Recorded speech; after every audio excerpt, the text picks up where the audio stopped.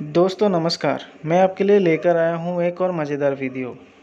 दोस्तों हाल ही में दुनिया भर का पासपोर्ट का रैंकिंग लिस्ट रिलीज़ हुआ था, जिसमें पाकिस्तान का 77 रैंक और बांग्लादेश का 72 रैंक आया है, जिसकी वजह से पाकिस्तानी मीडिया में मिर्ची लगा हुआ है। एक आतंकी पैदा करने वाला देश इससे ज़्यादा उम्मीद क्या ही कर सकता है। इस लिस्ट में भारत का कौन सा रैंक आया है वो हम आपको नहीं बताएंगे, आप खुद ही वीडियो में सुन लीजिए। दोस्तों वीडियो बड़ा इंटरेस्टिंग है, इसे पूरा ज़रूर देखिएगा। Thank you so much.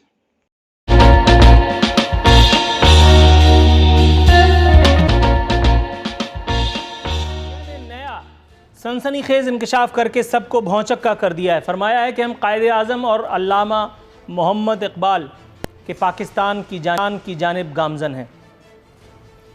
ये इंकशाफ अपने आप में इतना सनसनीखेज और इतना खौफनाक है, जिसके बाद ये गुमान किया जाता है कि शायद अल्लाह माफ़ करे माज़अल्लाह बानियान पाकिस्तान की अरवा भी तड़प उठी होंगी। इसी ज़िम्न में अगर कोई बुरा न माने तो ये आपकी खिदमत में ये ख़बर बता रहा हूँ कि ताकतवर तरीन पासपोर्ट के एतबार से पाकिस्तान का खैर से 77वां नंबर आ चुका है। भारत का 61 नंबर है, बंगाल यानी बांग्लादेश का 72 जो हमसे कहीं बाद आज़ाद हुआ था। थैंक्स टू जमहूरियत के मामे और उन जमहूरियतों के उन जमहूरी सेटअप्स के रादर डिज़ाइन करने वाले कि आज अल्हम्दुलिल्लाह ये नौबत आई। पाकिस्तान, बल्कि यूं कहिए कि नए पाकिस्तान के काफिला सालार की जानिब जाएंगे, जो हैं वसीम अकरम प्लस सरकारी हेलीकॉप्टर पर उनके स्टाफ ऑफिसर की हरकत या यूं कहिए कि मौजें मंजर आम पर आई हैं। स्टाफ ऑफिसर के दोस्तों का जहाज़ में गुलगपाड़ा। जाहिर है कि जो सलाम साहब कर रहा हो, उसके बाद साहब अगर उस पर तरस खा करके उसके दोस्तों को थोड़ा सा एंटरटेन करने के लिए अगर हेलीकॉप्टर दे दें तो कौन सी बुरी बात है। आपको याद दिला दूं कि ये वही उस्मान बुज़दार हैं जिनके बारे में इंकशाफ हुआ था कि चूंकि ये बहुत फकिट्टे हैं, ये बहुत मुफलिस व कल्लाश हैं, ये बहुत नादार फैमिली से हैं, इसलिए इनको हम गरीबों के दुख की दवा बना करके और वज़ीर आला हाउस में पहुंचा रहे हैं। और ये बहुत दयानतदार हैं। ये उस वक्त ट्रेन नहीं थे, अब ट्रेन होने के बाद इन्होंने जो जो हरकत की हैं, करोड़ों रुपए का बजट मैं अपने इसी प्रोग्राम में बता चुका हूं, प्रोग्राम कर चुका हूं। इन्होंने सिर्फ अपने वो जो कहते हैं कि महलात की तज़ीन और आराइश के लिए वो जो गेस्ट रूम्स होते हैं वज़ीर आला के, जिसमें इनके रिश्तेदार आकर के ठहरते थे, ये तकरीबन 6 माह पुरानी बात है। वो स्कैंडल भी मंजर आम पे आया, उस वक्त भी सरकार ने मेरी नोटिस लिया था। इस मरतबा भी इस एक मामले को दबाने के लिए उस्मान बुज़दार सामने आ चुके हैं, नोटिस ले लिया है। अब उसके बाद अल्लाह रहम करे, अब अगर कुछ हो जाए तो बताइएगा। सर वो आमिर खान ने तलाक दे दी बीवी को, आपके नॉलेज में है? ऐसे ही पूछ रहा था, फिर उसके बाद फिर अपने मौजू पे आऊँगा। आप असल सवाल कर रहे हैं हुजूर। अच्छा, असल सवाल। आप आमिर खान को जानते नहीं क्या? पूछ रहा हूँ ऐसे ही। मैं जानता हूँ आमिर खान को, लेकिन मुझे इतनी दिलचस्पी नहीं है शोबिस के लोगों की जिंदगी में आपकी तरह टांग अड़ाने की। अच्छा, शोबिस के मर्दों में दिलचस्पी नहीं है या मस्तूरात में? फिर अगले सवाल पे आते हैं। नहीं, मस्तूरात पे तो मैं आपकी तरफ से हुस्न नज़र रखता हूँ, लेकिन मर्दों के हवाले से मैं थोड़ा सा अवॉइड करता हूँ। ठीक हो गया। सर सवाल ये था कि का पढ़ा हुआ नहीं हूँ। राइट सर, सवाल ये था कि कायदे आज़म और अल्लामा इकबाल के पाकिस्तान को बनाने चले हैं। अब बानियाने पाकिस्तान के साथ ये इस किस्म का संजीदा मजाक करने की ज़रूरत क्या थी? इस पर एक तो रायज़नी आपकी चाहिए होगी मुझे, दूसरी तरफ सर ये कायदे आज़म और अल्लामा इकबाल ही का पाकिस्तान बन रहा है ना, ये जो नया पाकिस्तान है जिसमें ना में आटा चीनी दाल चावल मुयस्सर है और ना कोई और ज़िंदगी की सहूलत। खैर से पाकिस्तान 77वें नंबर पर आ गया है। पाकिस्तान के पासपोर्ट को, उसकी हुर्मत और तौकीर को बहाल करने आए थे शहनशाह मुअज़्ज़म, जो रहा सहा था वो भी गया। आकिल भाई, आप जैसे लफ्जों का जादू जगाते, लफ्जों से बजाय इस कौम को उम्मीद का पैगाम देते, लफ्जों से बजाय इस कौम को यकजा करते, लफ्जों से बजाय इस कौम की ताकत को आगे बढ़ाने वाला रोल प्ले करते। ये जो दानिश्वर है ना जी, ये हर रोज कोशिश करते हैं कोई नया ऐसा कटा खोला जाए कि कौम के जो हौसले बढ़ रहे होते हैं वो मजीद नीचे बैठ जाए। मैं आपको कर्ज कर दूं, कायदे आज़म मोहम्मद अली जिन्ना और अल्लामा इकबाल का पाकिस्तान, जो उनका ख्वाब था हर मुहिबे वतन पाकिस्तानी का, ख्वाब वो इक्तदार में है, ख्वाब वो अवाम में है, ख्वाब अपोजिशन में है, उसका ख्वाब रहा है, रहना चाहिए। हम किसी और ऐसे शख्स का पाकिस्तान नहीं बनाना चाहते जो जिसको कुछ और लोगों ने आइडियलाइज किया है। मैं समझता हूँ प्राइम मिनिस्टर इमरान खान का अगर आइडियल मोहम्मद अली जिन्ना है, उन्होंने अपनी नेशनल असेंबली की स्पीच में कहा भी बजट अप्रूव होने के बाद कि गुलाम हिंदुस्तान में आजाद मोहम्मद अली जिन्ना, ये कोई छोटी मोटी स्टेटमेंट नहीं है। आप और मैं भी, सिद्दीकी साहब, आप और मैं भी अभी तक इस सिस्टम के गुलाम थे। थोड़ा सा तवक्कुफ कीजिए, इस मुल्क में आपने सबको चोर समझ रखा है। नहीं, ऐसा नहीं है। इस मुल्क में एक मैं भी हूं, ठीक है। मैं अपने बारे में काफी हुस्न नजर रखता हूं। मैं चोर नहीं हूं, मैं चोर नहीं हूं। मैं मीडिया में रहने के बावजूद भी अल्हम्दुलिल्लाह सुम्मा अल्हम्दुलिल्लाह एक पैसे की आप मुझ पे एक धेले रुपए आने की कोई चीज साबित नहीं कर सकते, और अगर कर सकते हैं तो मैं आपको दावत देता हूं।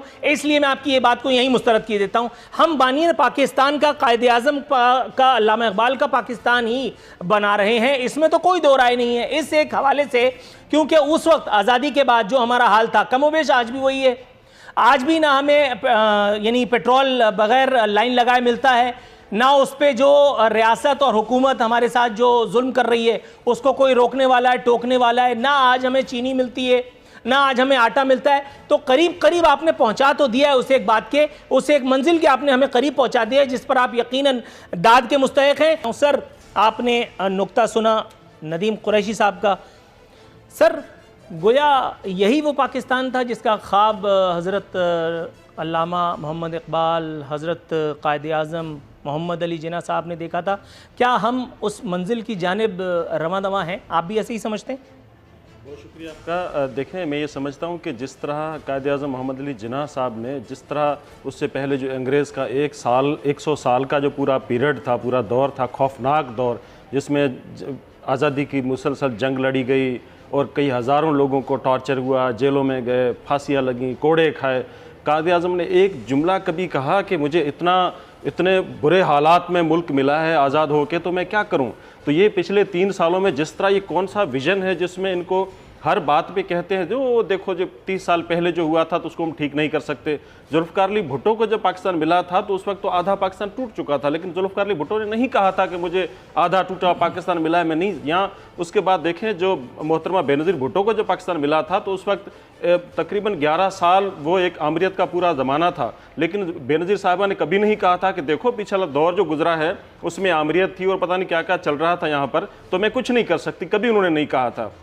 एक तो ये कि इनका विजन कौन सा विजन है, क्योंकि कायदे आज़म मोहम्मद अली जिन्ना का तो ये नहीं था कि आप अगर चाइना जाओ तो आपको चाइना का निज़ाम पसंद आ जाए, कहते मैं तो चाहता हूँ कि ये निज़ाम यहाँ लागू करें। फिर आप ईरान जाते हो तो ईरान में जाकर कहते हो कि जी पाकिस्तान की सरजमीन आपके खिलाफ इस्तेमाल हो रही है और हम तो चाहते हैं कि जी ईरान जैसा निज़ाम आ जाए। फिर आप कहीं और अमेरिका और बरतानिया जहाँ आप जाते हो वहाँ का आपको निज़ाम अच्छा लगता है, और फिर आप अपनी ब्यूरोक्रेसी को बुलाते हो और वो कहते हो कि यार ये देखो जो सऊदी अरब का जो शहनशाह है वो किसी को भी बुला के अपने अफसर को कहता है कि इतने लोगों को जेल में डाल दो, तो वो जेल में डाल देता है। तुम क्यों नहीं डाल सकते, तुम डालो उसको। तो वो कहता है भाई वहाँ के निज़ाम में और यहाँ के निज़ाम में फ़र्क है, यहाँ पर आइन है, यहाँ पर एक सिस्टम है, यहाँ पर एक कानून है, तरीक़ेकार है, तो ऐसे आप किसी को पकड़ के जेल में नहीं डाल सकते। लेकिन उसकी ये ख्वाहिश है, ये जो इमरान खान की ख्वाहिश है, इस तरह तो ये ना हमारे कायद की थी ना किसी और लीडर की पाकिस्तान से पहले कभी नहीं रही कि वो कहें कि अगर मेरे बस में हो तो मैं 500 लोगों को टांग दूं। भाई अगर तुम टांग दो तो क्या तुम ये सारे अदालतें बंद कर दें, सारा कुछ बंद कर दें? और ये जो जिस तरह सुप्रीम कोर्ट ऑफ पाकिस्तान के चीफ जस्टिस ने कह चुके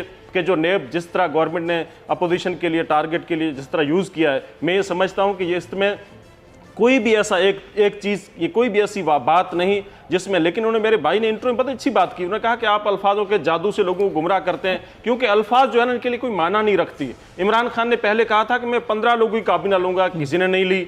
अगर मैं उसके पास जाऊंगा तो मुझे सुसाइड कर दूंगा। एक बंदे ने आकर कि यहाँ 1 हफ्ते के अंदर इतनी नौकरियां आएंगी, इतनी नौकरियां अगर ना आए तो मेरी टिक्का बोटी कर देना। बस सारे अल्फाजों की माना आपके लिए नहीं है, लेकिन लोगों के लिए है। लोग नहीं भूलते हैं, लोगों का आपसे बड़ा अच्छा है। तो वो हमें एक एक चीज याद है। हम चलो आप सबको चोर कह दें, डाकू कह दें, सब ठीक है, मान लिया, थोड़ी देर के लिए मान लेते हैं, लेकिन आप मुझे बताएं कि 3 सालों में आपने कौन सा प्रोग्राम दिया है जिस पे आप लोगों को उम्मीद दिला रहे हैं? इसी पे हम अब ये मुझे बताइए कि ये जैसा कि वीर जी कोहली साहब ने फरमाया कि 500 लोगों को टांग दूंगा, ये बात तो ऑन रिकॉर्ड है। सर, ये कायदे आज़म मोहम्मद अली जिन्ना और डॉक्टर अल्लामा मोहम्मद इकबाल के पाकिस्तान की जानिब हम रवां दवा हैं या तारा मसीह की लेगेसी को लेकर के चल रहे हैं, इसको टांग दो और उसको टांग दो? देखिए, सबसे पहले तो हम मदीना की रियासत बनाने की कोशिश कर रहे हैं और यहाँ वो एक मुझे शेर अगर आप इजाजत दें तो मैं अर्ज करूं कि पंज रुकन इस्लाम दे ते छेवा फरीदा टुक टुक यानी कि रोटी जे ना लबे छेवा ते पंजो जांदे बुक। पहले तो मदीना की रियासत को जो है इन्होंने भूख से जो है वो मिला दिया और यहाँ इतनी महंगाई कर दी कि एक आम आदमी का जो बजट है वो नहीं बन सकता, नामुमकिन है। 20,000 रुपया इन्होंने मिनिमम वेज रखी है, उसमें मुझे कुरैशी साहब बजट बना के दे दें कैसे बनता है बजट। तो अब ये कायदे आजम की जो बात करते हैं तो Quaid-e Azam was a man of consensus, वो तो एक जमहूरियत पसंद आदमी थे। और यहाँ नेशनल असेंबली का हाल आपके सामने है कि 3 साल से हम कोई जो है वो एक सेशन जो है वो सुकून से नहीं कर सकते। उसके अंदर जो गवर्नमेंट है वो ऑपोजिशन का बढ़ चढ़ के किरदार अदा कर रही है। यहाँ हमें तो सच काले सफेद उसी का ही जो है वो तफरीक करने में आदि वो समझ लग। 5th जनरेशन वॉरफेयर नाफिज है पीटीआई की तरफ से पाकिस्तानी अवाम के ऊपर। तो दोस्तों, उम्मीद करता हूँ आपको वीडियो पसंद आया होगा, तो वीडियो को लाइक कर दीजिए, शेयर कर दीजिए और चैनल को सब्सक्राइब कर दीजिए।